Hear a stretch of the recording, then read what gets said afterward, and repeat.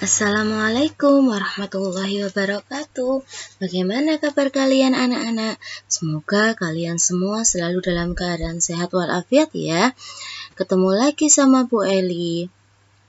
Kali ini kita akan belajar tema 2, selalu berhemat energi. Subtema 1, sumber energi, pembelajaran pertama. Sebelum memulai pembelajaran, alangkah baiknya kita berdoa dulu agar apa yang kita pelajari hari ini bisa berguna dan bermanfaat untuk kita. Bismillahirrahmanirrahim. Rabbi zidni ilma warzuqni fahma. Amin ya rabbal alamin. Meskipun kita belajar dari rumah, kita harus tetap patuhi protokol kesehatan 5M dan 1D. Apa saja itu? Yang pertama, memakai masker. Yang kedua, mencuci tangan dengan sabun. Yang ketiga, tidak berkerumun. Yang keempat, menjaga jarak. Yang kelima, mengurangi mobilitas. Dan yang terakhir, berdoa. Kita harus selalu berdoa agar kita semua terhindar dari berbagai macam virus. Semoga kita selalu sehat ya anak-anak. Tetap semangat ya meskipun kita belajar dari rumah. Energi sangat penting bagi kehidupan kita. Semua makhluk hidup membutuhkan energi. Tahukah kamu sumber-sumber energi yang ada?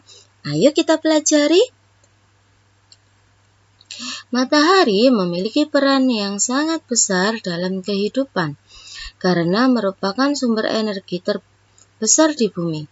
Panas matahari berpengaruh terhadap aktivitas manusia dan makhluk hidup lainnya di bumi. Apa yang diceritakan gambar tersebut? Seorang ibu yang menjemur pakaian dengan memanfaatkan panas matahari. Terlihat juga seorang pria yang berolahraga di ruang terbuka. Di ruang terbuka, manusia dapat menghirup oksigen yang dihasilkan tumbuhan, lalu mengeluarkan karbon dioksida. Berdasarkan gambar, dapatkah kamu menyebutkan apa saja manfaat matahari bagi keluarga tersebut? Mengapa demikian? Kemukakan alasanmu. Mengeringkan pakaian, alasannya matahari mengeluarkan energi panas yang dapat mengeringkan benda yang basah, termasuk pakaian. Menghasilkan vitamin D, matahari menghasilkan vitamin D, dengan begitu sangat bagus berjemur di bawah panas matahari pagi. Yang ketiga, sinar matahari untuk fotosintesis. Tumbuhan memerlukan sinar matahari untuk melakukan fotosintesis, sehingga mengeluarkan oksigen dan menyerap karbon dioksida. Apakah kamu dapat menyebutkan contoh kegiatan lain tentang manfaat matahari bagi kehidupan kita sehari-hari? Matahari adalah sumber penerangan. Matahari adalah cahaya terbesar yang menyinari bumi, mulai dari pagi hingga sore hari. Dengan penerangan cahaya matahari, manusia dapat melakukan berbagai aktivitas. Buatlah tulisan dengan menggunakan jawaban-jawabanmu di atas. Seorang ibu yang menjemur pakaian dengan memanfaatkan panas matahari. Terlihat juga seorang pria yang berolahraga di ruang terbuka. Di ruang terbuka, manusia dapat menghirup oksigen yang dihasilkan tumbuhan, lalu mengeluarkan karbon dioksida. Ada banyak manfaat matahari dalam kehidupan sehari-hari. Yang pertama, matahari dapat mengeringkan pakaian. Matahari mengeluarkan energi panas yang dapat mengeringkan benda yang basah, termasuk pakaian. Matahari juga menghasilkan vitamin D. Dengan begitu, sangat bagus berjemur di bawah panas matahari, terutama di pagi hari. Sinar matahari juga berfungsi untuk fotosintesis bagi tumbuhan, sehingga mengeluarkan oksigen dan menyerap karbon dioksida. Manfaat lain, matahari bagi kehidupan manusia adalah sumber penerangan. Matahari adalah cahaya terbesar menyinari bumi, mulai dari pagi hingga sore hari. Dengan penerangan cahaya matahari, manusia dapat melakukan berbagai aktivitas. Sumber energi apa saja yang membuat bumi menjadi hangat? Kisah Ali si biji energi. Aku Ali si biji energi. Aku menanam biji-biji energi di sebuah ladang yang luas di pertanianku. Saat matahari bersinar, ada energi pada cahaya matahari. Cahaya matahari membantu biji-bijiku tumbuh menjadi tanaman-tanaman yang tinggi. Tanaman-tanamanku menyimpan energi di dalam akar, batang, daun, dan butiran biji yang baru. Dengan segera, aku akan tumbuh tinggi dengan daun-daun yang lebar dan biji-biji yang baru. Kamu bisa memasak dan memakan aku supaya kamu memiliki energi. Energi itu akan membantumu tumbuh, bergerak, dan berpikir. Aku juga memberi makanan hewan-hewan ternak dengan beberapa bagian dari tubuhku, sehingga mereka tumbuh besar dan sehat. Yuk, kita temukan sebanyak-banyaknya manfaat energi matahari bagi makhluk hidup. Yang pertama, sumber penerangan. Karena matahari menerangi bumi dari pagi hingga sore hari. Selanjutnya, berperan dalam daur air. Yang ketiga, membantu proses pengeringan. Apabila baju atau benda lain yang basah, terus kita taruh di bawah sinar matahari, itu akan menjadi kering. Selanjutnya, membantu kesehatan tulang. Kenapa demikian? Karena matahari banyak mengandung vitamin D yang berguna bagi tubuh.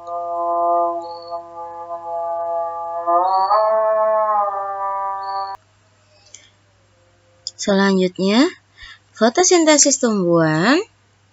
Dan yang terakhir, menghasilkan energi listrik. Energi panas matahari adalah salah satu sumber daya alam yang melimpah.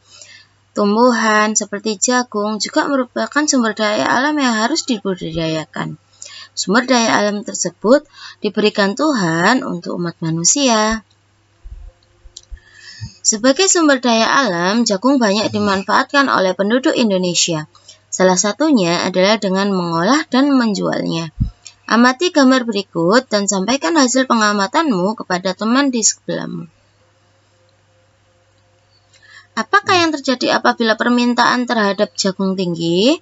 Apabila permintaan jagung tinggi, maka harga jagung akan naik dan stok jagung akan segera atau cepat habis sehingga akan terjadi kelangkaan.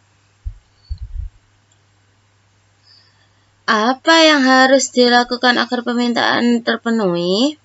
Agar permintaan terpenuhi, pemerintah belum melakukan impor jagung dari negeri lain untuk memperluas lahan pertanian jagung yang ada di Indonesia. Mari kita baca teks bacaan berikut agar kita lebih memahami tentang sumber daya alam. Indonesia memiliki sumber daya alam berlimpah. Disebut sumber daya alam karena berasal dari alam. Penduduk Indonesia dapat menikmati sumber daya alam tersebut untuk memenuhi kebutuhannya. Laut Indonesia terkenal karena ikannya. Lahan yang subur menghasilkan padi, jagung, serta tumbuhan lainnya yang sangat berguna bagi penduduk.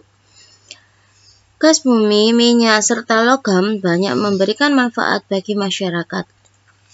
Sumber daya alam terbagi dua. Sumber daya alam yang dapat diperbarui dan sumber daya alam yang tidak dapat diperbarui. Sebagai anak Indonesia, kamu harus tahu apa yang termasuk ke dalam keduanya dan apa dampaknya apabila kita kekurangan keduanya. Penggunaan sumber daya alam berlebihan akan memengaruhi kehidupan manusia.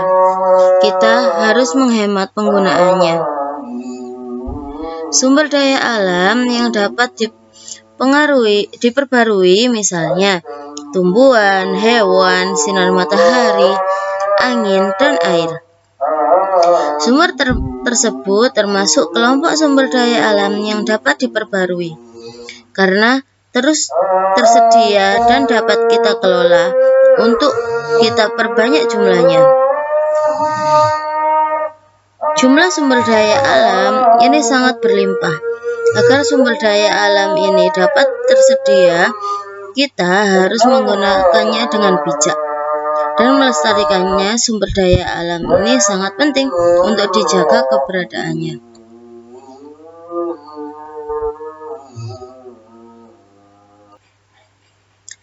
Minyak bumi, emas, besi, dan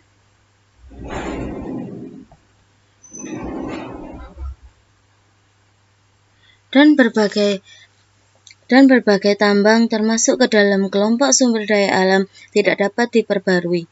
Mengapa demikian? Karena jumlahnya sangat terbatas. Untuk menghasilkan minyak bumi diperlukan waktu yang sangat lama. Oleh sebab itu, kita harus hemat menggunakan sumber daya alam ini.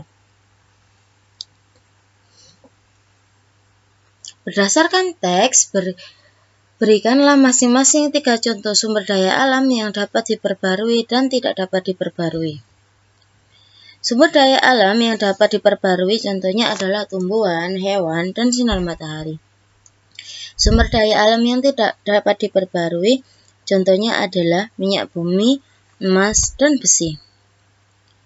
Berikan 3 contoh lain sumber daya alam yang tidak dapat diperbarui.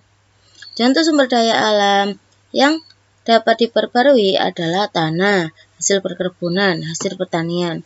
Contoh sumber daya alam yang tidak dapat diperbarui adalah batu bara, nikel, dan timah.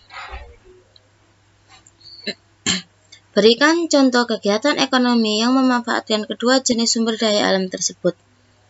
Konstruksi pembangunan perumahan. Ketika membangun rumah, kita memerlukan semen, pasir, lantai keramik, rangka besi, baja ringan, dan kabel listrik.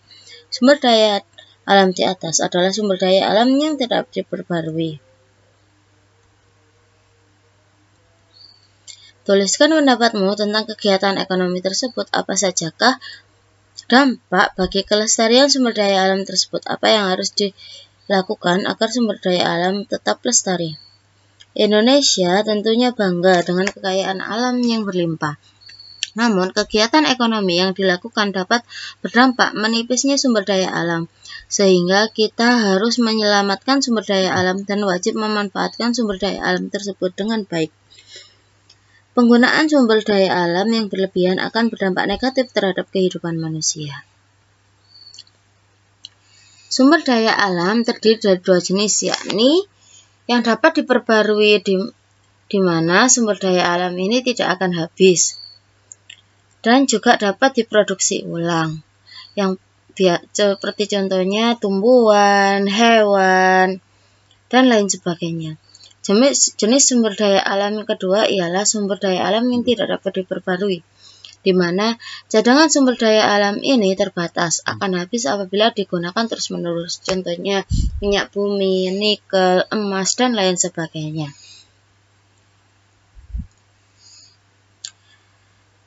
Yuk, katakan bersama-sama hamdalah, alhamdulillah. Sekian dulu ya pembelajaran hari ini, semoga bermanfaat. Mohon maaf apabila masih banyak kesalahan dan kekurangan. Terima kasih. Wassalamualaikum warahmatullahi wabarakatuh. Salam sehat.